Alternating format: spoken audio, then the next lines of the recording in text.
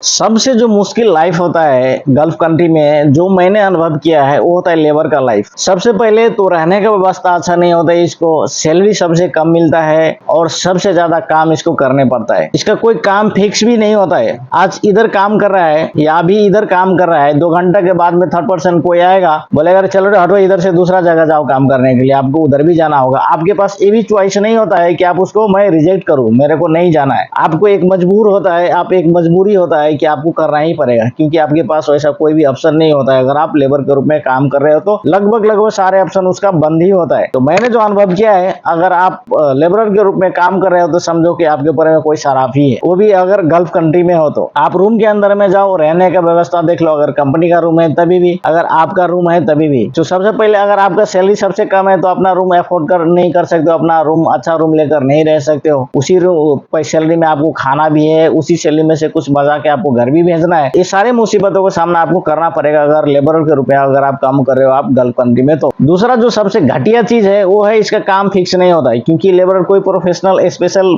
और specific profession तो है ही नहीं। इसी कारण से इसको हर इंसान यूज करता है कंपनी के अंदर में और हर काम इसे करवाता है। उसके बाद में भी इसको सबसे कम सैलरी इसको दिया जाता है और ट्रीटमेंट भी जो इसको मिलता है वो भी घटिया तरह का ट्रीटमेंट मिलता है, क्योंकि इसको उस तरह का रेस्पेक्ट ही नहीं देता है कोई इसको। मैं भी इसी से गुजर के आया हूँ और थोड़ा सा आगे निकला हूँ, तो मेरे पास ये अनुभव है और मैंने ये झेला है, मैंने ये देखा है। तो अगर आप इसे निकलना चाहते हो तो आप लोगों को इसके ऊपर में अपने आप के ऊपर में काम करना पड़ेगा। कि होता क्या है, हमारा एशियन मुल्क वाले लोगों को घर में बैठा रहता है और बाहर आने का ख्वाब देखता है, अपने आप पे वो स्टडी नहीं करता है, अपने आप पे कुछ इन्वेस्ट नहीं करता है। इन्वेस्ट करने का मतलब, जब आप अपने कंट्री में हो तो यार भाई कुछ पढ़ लो, अगर थोड़ा सा भी पढ़ाई किया होगा तो कुछ आप एक्स्ट्रा ट्रेनिंग ले सकते हो। ज्यादा पढ़ने का जरूरत नहीं है आपको, एमबीबीएस करने का जरूरत नहीं। मैं एमबीबीएस करने को नहीं मैं बोल रहा हूँ, मैं या आपको इंजीनियर बनने को नहीं बोल रहा हूँ। एटलीस्ट समथिंग अगर आप स्टडी किया हो तो कोई ट्रेनिंग ले सकते हो, प्लम्बिंग का ट्रेनिंग ले सकते हो, आप ड्राइविंग कर सकते हो आप। तो बिल्कुल आपको जीरो स्टडी करके गल्फ में नहीं आना चाहिए, कोई ना कोई स्पेशल स्किल सीख के ही अगर आप इधर में आते हो तो शायद आपको